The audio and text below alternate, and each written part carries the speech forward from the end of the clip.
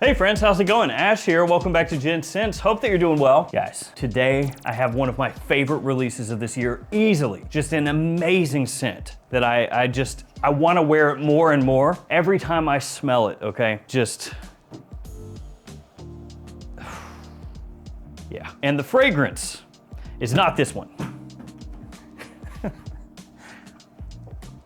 Sorry about that bottle. That is Armaf Odyssey Mega Man, which I filmed a video on the fragrance and I didn't even make a Mega Man joke because I reviewed it a little bit ago. But that's a clone of Eau de Parfum. It's decent, but the performance is not great. The fragrance that I am talking about, you already know. Paco Rabanne Invictus Victory Elixir. This stuff right here, it's just, this is like tailor-made for me, I feel like. It's for me. There has never been a fragrance line, again, for me personally, that has done a 180 as much as Invictus. With the original Invictus, I was a little bit of a hater, but as time has gone on. So this is what we're talking about today. It's linked in the description along with some other Invictus stuff, but this is the good one. Or one of the good ones. As always, guys, if you would like a code or codes to a bunch of different websites, pause the video, here they are. Copy those codes, paste those codes, use those codes.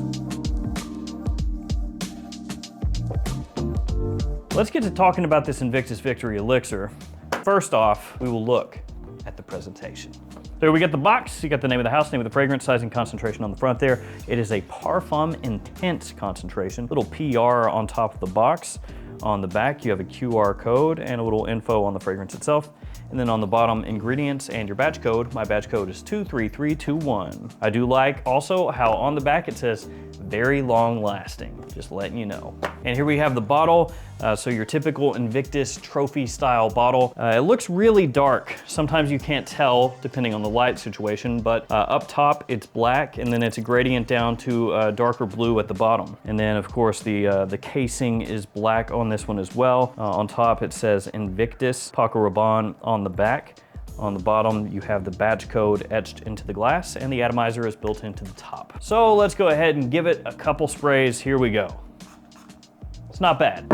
I actually think the Invictus atomizers are pretty well done. They spray a good amount out. I don't really have problems with leakage from any of the bottles, which nowadays, a lot of new fragrance bottles, they're just leak central. My Aqua de Joe Parfum bottle leaked. 2 of my Spice Bomb bottles leaked that I got in this year. So thankfully, no leakage, no Mr. Drippy here. So, yeah, Invictus Victory Elixir, what's the deal with it? Well, it is another elixir, and we have gotten bombarded with those this year. But for whatever reason, most of the elixir flankers have actually been really good. And this is one of the best. I don't know what the deal is. It's like they're pulling out all the stops like, yo, we got an elixir. We're gonna put everything we can into it to make it quality. Or at least that's kind of how it seems. So let's tackle the smell here. This one opens up with an almost tropical sort of sweetness to it. There's a good amount of vanilla right off the bat, but it has this almost sparkly, fruity, tropical touch, even though in the note breakdown, there are no fruits to be found. There's nothing tropical to be found. The note breakdown can differ a little bit depending on where you look, but generally you're gonna be looking at about 5 notes for this one. They really went all out, really trying to give you just the most amount of information possible when it comes to the note breakdown of this one. So what's it got? Well, it's got vanilla, like I just said. It has frankincense, it has tonka, it has amber, it has patchouli. There you go. 5 notes. But forget about those notes for right now, just put that out of your mind. As I said, when it opens up, kind of a tropical sweetness and freshness, it sparkles, it's effervescent, just really lively. So while it is quite sweet off the top with a good amount of vanilla, it has a little bit of a freshness there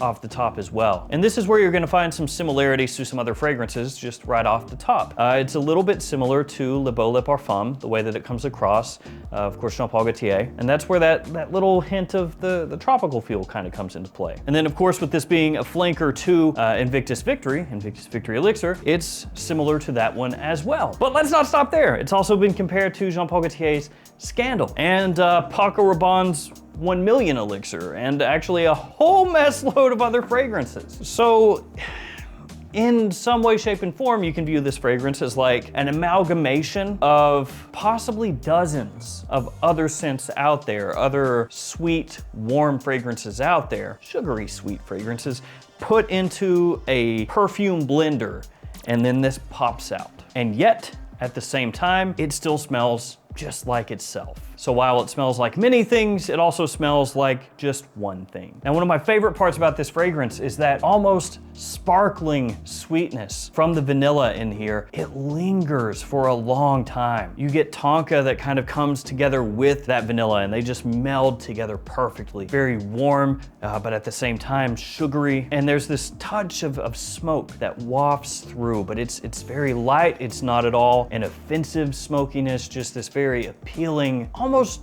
depth to the fragrance, just like flavoring. You know, it just adds a little something something, where if you're not really paying attention to it or trying to seek it out, you may not even really notice it there. And yet it's lurking in there, you know? It's like in music, where if you remove all these other layers, you can hear something that you never even knew was there. But then once you key in on it, you're always hearing it in the song. And you're like, how did I miss that the first 50,000 times I listened to this? That's sort of what's going on here with that. There's a very light, almost woodiness from the patchouli as the fragrance dries down, but it never becomes a focal point. It is still based mainly around that attention-grabbing vanilla, which is so well done here. And some people may also key in on sort of a toffee-like or caramel sort of sweetness in here, even though that's not an official note. And the performance here is great, just like it says on the back. Also vegan formula. So with this one, you get a projection that's well above average. You know, it makes a great scent cloud, a great scent trail as you move around. And it's long lasting, like it says right on the box. And as I have alluded to, it is indeed very long lasting. So absolutely no complaints about the performance here whatsoever. It's gonna be more of a fall, wintertime fragrance, early spring as well. For me, daytime or nighttime, though most people would probably say it's an evening scent or a date scent. But I'll tell you what, I'll wear this stuff anytime, like legitimately. I wore this stuff a few days ago. It was hot outside, like it was summertime temperatures through and through. Didn't matter. I wore it.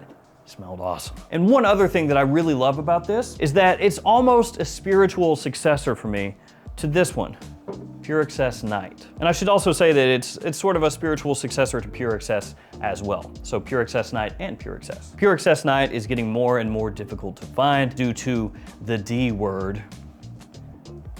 Discontinuation, that's what the D word is, in case somebody out there thought it was something different. But this one and Pure Excess, they have that same almost kind of sparkling sweetness right off the top, where it almost bubbles off your skin. That sounds painful, but it has that carbonated, bubbly sweetness. Pure Excess and Pure Excess Night both. And they both have good performance. They're strong, they last a long time, and they really lean in on that sweetness for pretty much the entirety of the scent. That's what Invictus Victory Elixir is doing, just with a different overall scent profile. But the idea is not that far removed from what they did with Pure Excess and Pure Excess Night. Even down to the coloration here, really similar. So while again, Invictus Victory Elixir doesn't smell like a one-to-one with Pure Excess or Pure Excess Night, it's closer to the other fragrances that I mentioned earlier in the video. The idea here is close enough that it is, to me, sort of a spiritual successor. Still love you, guy.